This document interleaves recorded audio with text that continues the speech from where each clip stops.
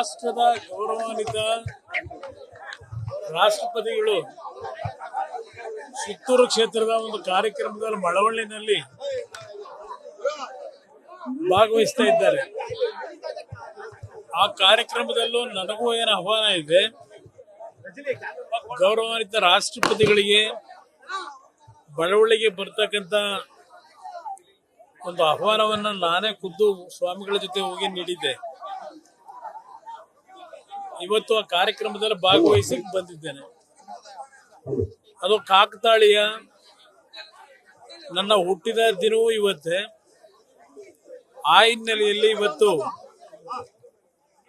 ನಾನು ನಿನ್ನೆ ರಾತ್ರಿ ದೆಹಲಿಯಿಂದ ಬಂದು ಚಾಮುಂಡಿ ಬೆಟ್ಟದಲ್ಲಿ ಪೂಜೆ ಮಾಡಿ ಮಳವಳ್ಳಿಗೆ ಹೋಗಬೇಕು.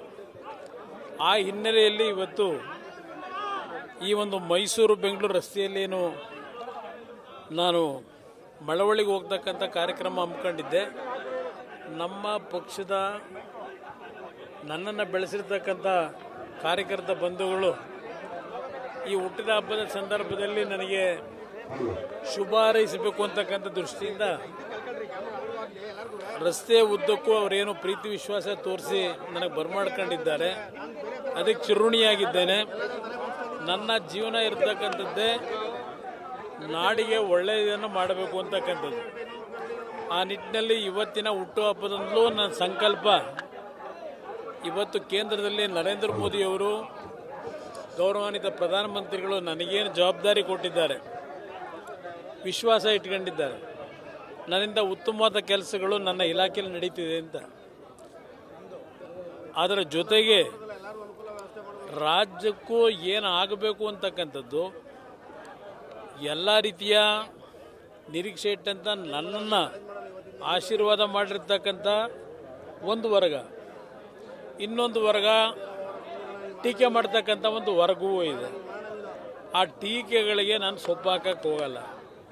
ನನ್ನ ಕೆಲಸ ಏನು ಮಾಡಬೇಕು, ನನ್ನ ಇತಿಮಿತಿನಲ್ಲಿ ಈ ಒಂದು ನಾಡಿನ ಜನತೆಯ ನಿರೀಕ್ಷೆಗೆ ಕೆಲಸ ಮಾಡ್ಲಿಕ್ಕೆ ಪ್ರಯತ್ನ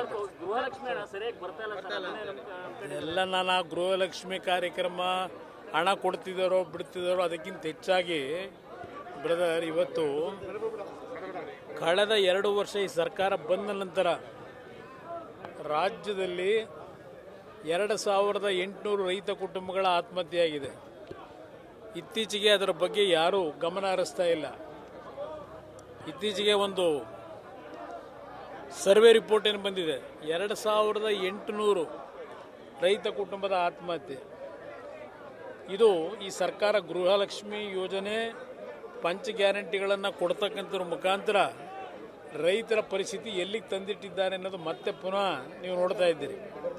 ಅದಷ್ಟೇ ಅಲ್ಲ, ಈ ಸರ್ಕಾರ ಹೇಳಿತು ಸಹಕಾರಿ ಬ್ಯಾಂಕ್ನಲ್ಲಿ ಸುಮಾರು 32 ಲಕ್ಷ ಕುಟುಂಬಗಳಿಗೆ 24,000 ಕೋಟಿ ರೂಪಾಯಿಗಳ ಸಾಲ ಕೊಡ್ತೀವಿ ಅಂದರು ರೈತರಿಗೆ. ನವೆಂಬರ್ ತಿಂಗಳವರೆಗೆ ಕೊಟ್ಟಿರೋದೆಷ್ಟು? 12,000 ಕೋಟಿ ಕೊಟ್ಟಿದ್ದಾರೆ. ಅಂದರೆ ಈ ಬುಕ್ಸ್ ಆಫ್ ಅಕೌಂಟ್ ಬದಲಾವಣೆ ಇದೆಯಲ್ಲ, ಸಾಲ ಏನು ಕೊಟ್ಟಿಲ್ಲ ಹೊಸದಾಗಿ, ಆ ಬುಕ್ಸ್ ಆಫ್ ಅಕೌಂಟ್ನಲ್ಲಿ ಇರ್ತಕ್ಕಂಥದ್ದನ್ನು ಅಲ್ಲಿ ತಿದ್ಕೊಂಡು ಇಟ್ಕೊಂಡು ಕೂತ್ಕೊಂಡಿದ್ದಾರೆ. ಇದರಿಂದ ರೈತರ ಪರಿಸ್ಥಿತಿ ಏನಾಗಬೇಕು? ಇದು ನನ್ನ ಚಿಂತನೆ. ಇವ್ರ ಕಾರ್ಯಕ್ರಮ ಗೃಹಲಕ್ಷ್ಮಿ ದುಡ್ಡು ಕೊಟ್ಟರೋ ಬಿಟ್ಟರೋ ಅದೆಲ್ಲ ಮುಖ್ಯ. ಅವರು ಒಟ್ಟಿಗೆ ಕೊಡ್ತಾರೆ. ಒಟ್ಟಿಗೆ ಕೊಟ್ಟರೆ ಅವ್ರನ್ನ ಜ್ಞಾಪಕದಲ್ಲಿ ಇಟ್ಕೊತಾರಲ್ಲ ಜನ. ಅದಕ್ಕೆ ಒಟ್ಟೊಟ್ಟಿಗೆ 3 ತಿಂಗಳು 4 ತಿಂಗಳು ಯಾರು ಚುನಾವಣೆ ಬಂದಾಗ, ಈಗ ಜಿಲ್ಲಾ ಪಂಚಾಯತಿ ತಾಲೂಕು ಪಂಚಾಯತಿ ಚುನಾವಣೆ ನಡೆಸಬೇಕಾದ ಅನಿವಾರ್ಯತೆ ಬಂದರೆ ಆಗ 4-5 ತಿಂಗಳು ಒಟ್ಟಿಗೆ ಸೇರಿ ಕೊಟ್ಟರೆ ಓಟ್ ಹಾಕ್ತಾರೆ ಅಂತ ಅವ್ರ ತಲೆ ಹೊಡೆ. ನೋಡಿ, ನನಗೆ ಅವ್ರ ಸವಾಲುಗಳು ಅವೆಲ್ಲ ಅವಶ್ಯಕತೆ ಇಲ್ಲ. ನನ್ನ ಕೆಲಸ ಏನು ಮಾಡ್ಬೇಕು ನಾನು ಮಾಡ್ತೀನಿ.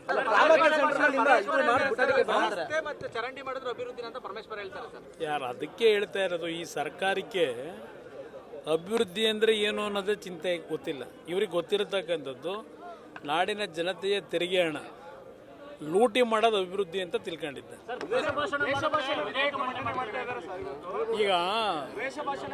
ಈಗ ಮೊದಲು ಮೊನ್ನೆ ನಡೆದಿದೆಯಲ್ಲ, ಗೌರವಾನ್ವಿತ ಪ್ರಧಾನಮಂತ್ರಿಗಳ ಮರ್ಡರ್ ಮಾಡಬೇಕು ಅಂತ ಹೇಳಿ ಕಾಂಗ್ರೆಸ್ನ ಕಾರ್ಯಕರ್ತರು ಅಲ್ಲೆಲ್ಲ ಕೂಗಿದ್ದಾರಲ್ಲ, ಮಾಡ್ತೀವಿ ಅಂತ ಹೇಳಿ. ಮೊದಲು ಅದ್ರ ಮೇಲೆ ಆ್ಯಕ್ಷನ್ ತಗೊಳ್ಳೋಕೆ ಹೇಳಿ ಸರ್ಕಾರಕ್ಕೆ. ಜಿಲ್ಲಾಧಿಕಾರಿಗಳ ಕಚೇರಿಗಳಿಗೆ ಬಾಂಬ್ ಬೆದರಿಕೆ ಮಾಡ್ತಾ ಇದ್ದಾರೆ. ಅವೆಲ್ಲ ಬೇಡ ಬನ್ನಿ ಅವೆಲ್ಲ. ನ್ಯೂಸ್ ಫಸ್ಟ್ ನಿರ್ಭೀತಿಯಿಂದ ನಿಮ್ಮ ಪರವಾಗಿ.